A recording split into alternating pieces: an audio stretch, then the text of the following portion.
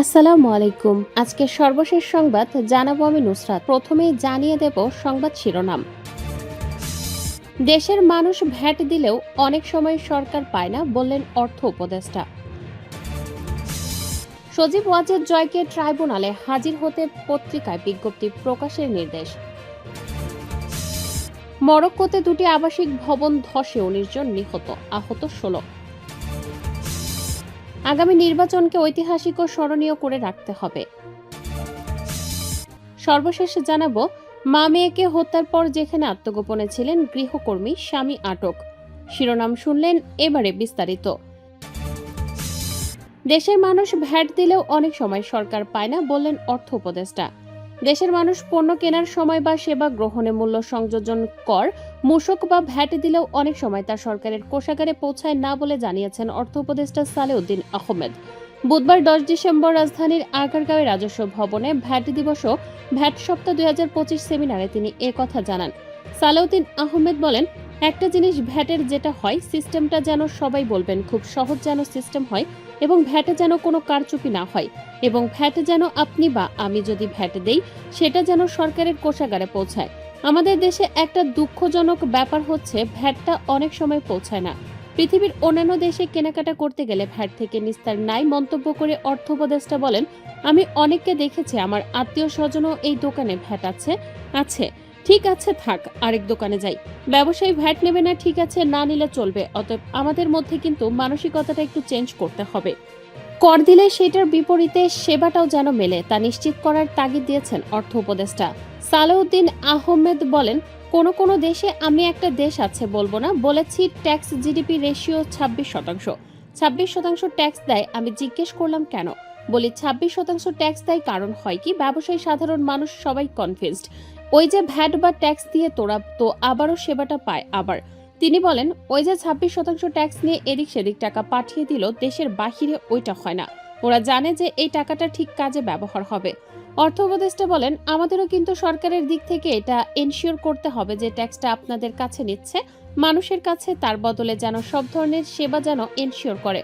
তবেই কিন্তু লোকজন কনফিউজড হবে যে আমি ট্যাক্স দেব, কারণ এটা তো আমার জন্য।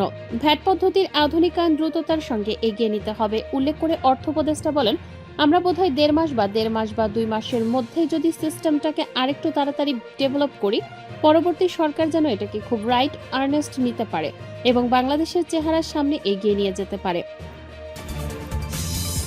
সজীব ওয়াজেদ জয়কে ট্রাইব্যুনালে হাজির হতে পত্রিকায় বিজ্ঞপ্তি প্রকাশের নির্দেশ। জুলাই গণ অভ্যুত্থানের সময় সংঘটিত মানবতা বিরোধী অপরাধের একটি মামলার পলাতক আসামি ক্ষমতাচ্যুত প্রধানমন্ত্রী শেখ হাসিনার ছেলে সজীব ওয়াজেদ জয়কে উপস্থিত হতে পত্রিকায় বিজ্ঞপ্তি প্রকাশের নির্দেশ দিয়েছেন আন্তর্জাতিক অপরাধ ট্রাইব্যুনাল। এ সংক্রান্ত বিষয়ে পরবর্তী শুনানির জন্য আগামী ১৭ ডিসেম্বর দিন ধার্য করেছেন আদালত। বুধবার ১০ ডিসেম্বর বিচারপতি মোহাম্মদ গোলাম মর্তুজা মজুমদারের নেতৃত্বে ৩ সদস্যের আন্তর্জাতিক অপরাধ ট্রাইব্যুনাল ১ এই আদেশ দেন। ট্রাইব্যুনালের অপর ২ সদস্য হলেন বিচারপতি মোহাম্মদ শফিউল আলম মাহমুদ ও বিচারক মোহাম্মদ মহিতুল হক এনাম চৌধুরী। জানা যায়, জয়কে হাজির হতে সংবাদপত্রে বিজ্ঞপ্তি প্রকাশের আবেদন করেন তাজুল ইসলাম। এই আবেদন মঞ্জুর করেন ট্রাইব্যুনাল। আজ শুনানিতে চিফ প্রসিকিউটর মোহাম্মদ তাজুল ইসলাম বলেন, এ মামলায় আসামি ২ জন, এর মধ্যে জয় পলাতক। মামলার অপর আসামি সাবেক তথ্য যোগাযোগ প্রযুক্তি মন্ত্রী জুনাইদ আহমেদ পলক। তিনি এ মামলায় গ্রেপ্তার আছেই, তাকে আজ ট্রাইব্যুনালে হাজির করা হয়। পলকের আইনজীবী এম লিটন আহমেদ শুনানিতে বলেন, তার মক্কেল কারাগারে পরিবারের সদস্যদের সঙ্গে দেখা করা সহ টেলিফোনে কথা বলার সুযোগ পেতেন, কিন্তু জয় বাংলা স্লোগান দেওয়া এবং জাতীয় সঙ্গীত গাওয়ার কারণে তিনি এখন আর তা পাচ্ছেন না। এ বিষয়ে আইন মানার জন্য একটি সাধারণ আদেশ দেবেন বলে জানান ট্রাইব্যুনাল। এর আগে গত ৪ ডিসেম্বর এ মামলায় জয় পলকের বিরুদ্ধে আনুষ্ঠানিক অভিযোগ দাখিল করা হয়। মরক্কোতে দুটি আবাসিক ভবন ধসে ১৯ জন নিহত, আহত ১৬। মরক্কোর উত্তরাঞ্চলে দুটি আবাসিক ভবন ধসে কমপক্ষে ১৯ জন নিহত এবং ১৬ জন আহত হয়েছেন। স্থানীয় সংবাদ মাধ্যমের খবরে বলা হয়েছে, বুধবার ১০ ডিসেম্বর ভোরের দিকে পৃথক এই দুর্ঘটনা ঘটে। সরকারি সংবাদ সংস্থা এমএপি জানিয়েছে, ফেসের আল মাসিরা এলাকায় ৮টি পরিবারের আবাসস্থল সহ দুটি ৪তলা ভবন ধসে পড়েছে। কর্তৃপক্ষ জানিয়েছে, ধ্বংসস্তূপের নিচে আরও মানুষ আটকা পড়ে থাকতে পারে, এমন আশঙ্কায় অনুসন্ধান ও উদ্ধার অভিযান অব্যাহত রয়েছে। জরুরি কর্মীরা জীবিতদের খুঁজে বের করার জন্য রাতভর কাজ করে যাচ্ছে। ঘটনার কারণ সম্পর্কে কোনো বিস্তারিত তথ্য দেওয়া হয়নি। সংবাদ সংস্থার খবরে বলা হয়েছে, আহতদের হাসপাতালে নিয়ে যাওয়া হয়েছে। আশেপাশের কয়েকটি বাড়ি খালি করা হয়েছে।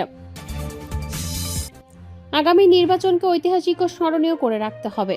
গণ অভ্যুত্থান পরবর্তী আগামী নির্বাচনকে একটি নতুন বাংলাদেশ গড়ার সুযোগ হিসেবে উল্লেখ করে প্রধান উপদেষ্টা প্রফেসর মোহাম্মদ ইউনূস বলেছেন, এই নির্বাচনকে সুন্দর ও সুষ্ঠুভাবে আয়োজনের মাধ্যমে স্মরণীয় করে রাখতে হবে। বুধবার 10 ডিসেম্বর রাষ্ট্রীয় অতিথি ভবন যমুনা থেকে সারা দেশের উপজেলা নির্বাহী অফিসারদের সঙ্গে ভিডিও কনফারেন্সের মাধ্যমে নির্বাচন প্রস্তুতি বিষয়ে দিক নির্দেশনা প্রদানকালে প্রধান উপদেষ্টা একথা বলেন। সকল জেলা প্রশাসক, বিভাগীয় কমিশনার এবং মন্ত্রিপরিষদ বিভাগের কর্মকর্তাগণ এ সময় অনলাইনে যুক্ত ছিলেন। প্রধান উপদেষ্টা এ সময় ইউএনওদের উদ্দেশ্যে আরও বলেন, ইতিহাস আমাদের নতুন করে একটি সুযোগ দিয়েছে। অন্য জেনারেশন এই সুযোগ পাবে না। এই সুযোগকে কাজে লাগাতে পারলে আমরা নতুন বাংলাদেশ গড়তে পারবো। আর যদি না পারি তাহলে জাতি মুখ থুবড়ে পড়বে। প্রধান উপদেষ্টা বলেন, এর আগেও আমরা নির্বাচন দেখেছি। বিগত আমলে যে নির্বাচনগুলো হয়েছে, যে কোনো সুস্থ মানুষ বলবে এটা নির্বাচন নয়, প্রতারণা হচ্ছে। তিনি বলেন, আগামী নির্বাচন অন্যান্য দায়িত্বের মতো নয়, বরং একটি ঐতিহাসিক দায়িত্ব। আমরা যদি ভালোভাবে এই দায়িত্বটি পালন করতে পারি তাহলে আগামী নির্বাচনের দিনটি জনগণের জন্য ঐতিহাসিক হবে। উপজেলা নির্বাহী অফিসারদের উদ্দেশ্যে প্রধান উপদেষ্টা বলেন, আপনারা যদি সঠিকভাবে দায়িত্ব পালন করেন তাহলেই সরকার তার দায়িত্বটি সফলভাবে সম্পন্ন করতে সক্ষম হবে। আগামী নির্বাচন ও গণভোট দুটি জাতির জন্য অত্যন্ত গুরুত্বপূর্ণ উল্লেখ করে তিনি বলেন, নির্বাচন আগামী 5 বছরের জন্য আর গণভোট 100 বছরের জন্য। গণভোট সম্পর্কে তিনি বলেন, এর মাধ্যমে আমরা বাংলাদেশটাকে স্থায়ীভাবে পাল্টে দিতে পারি। যে নতুন বাংলাদেশ আমরা তৈরি করতে চাই তার ভেতরটা এর মাধ্যমে গড়তে পারি। সদ্য যোগদান করা ইউএনওদের উদ্দেশ্যে প্রধান উপদেষ্টা বলেন, আপনাদের প্রধান দায়িত্ব হলো একটি শান্তিপূর্ণ ও আনন্দমুখর নির্বাচন আয়োজন করা। তিনি ইউএনওদের নিজ নিজ এলাকার সব পোলিং স্টেশন পরিদর্শনের পাশাপাশি সংশ্লিষ্ট সব পক্ষ, এলাকাবাসী এবং সহকর্মীদের সঙ্গে আলোচনা করে একটি সুন্দর নির্বাচন আয়োজনের প্রস্তুতি নেওয়ার পরামর্শ দেন। মা মেয়েকে হত্যার পর যেখানে আত্মগোপনে ছিলেন গৃহকর্মী, স্বামী আটক।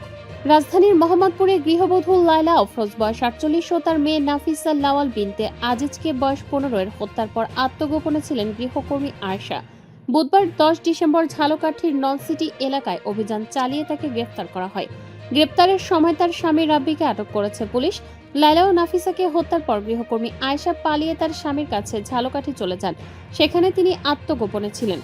পুলিশ বলছে, গৃহকর্মীর স্বামী রাব্বিকে প্রাথমিকভাবে আটক করা হয়েছে। তাকে জিজ্ঞাসাবাদ করা হবে। হত্যাকাণ্ডে তার সংশ্লিষ্টতা থাকলে তাকেও গ্রেফতার দেখানো হবে। ডিএমপির মোহাম্মদপুর জোনের অতিরিক্ত উপকমিশনার পুলিশ এডিসি জুয়েল রানা সংবাদ মাধ্যমকে এসব তথ্য জানান। তিনি বলেন, হত্যাকাণ্ডের পর থেকে মোহাম্মদপুর থানা পুলিশ আসামি গ্রেপ্তারে অভিযান শুরু করে। গত 2 দিন দেশের বিভিন্ন এলাকায় অভিযান পরিচালনা করা হয়।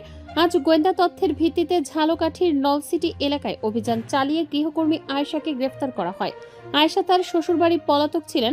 এ সময় তার স্বামী রাব্বিকেও আটক করা হয়। তিনি বলেন, দুজনকে নিয়ে ঢাকার উদ্দেশ্যে পুলিশ সদস্যরা রওনা হয়েছেন।